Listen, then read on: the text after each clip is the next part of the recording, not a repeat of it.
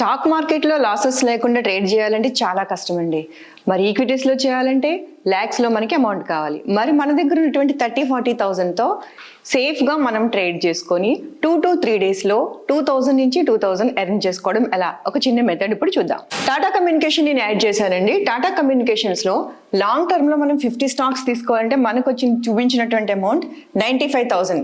So సింపుల్గా ఇదే MTF option మీరు తీసుకుంటే మనకి 4x లివరేజ్ అనేది ఇందులో ఉంటుంది.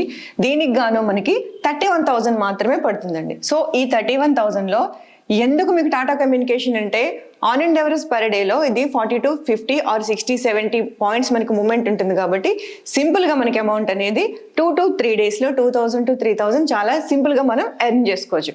మోర్ ఓవర్ మీ ఎంటీఎఫ్ ఆప్షన్కి అయితే మన దగ్గర ఉన్న మార్జిన్ బట్టి 4x అనేది మనకి లివరేజ్ ఇవ్వడం అనేది జరుగుతుంది. పర్ డే దీనికి ఛార్జెస్ 1 lakhకి 0.049 మీన్స్ 49 రూపీస్ మీకు డైలీ 1 lakhకి ఛార్జ్ చేస్తారు. సో సింపుల్ అండి. తెలియలేని వాళ్ళ కోసం ఎంటీఎఫ్ ఆప్షన్ ఉంది, సింపుల్గా యూజ్ చేసుకోవచ్చు.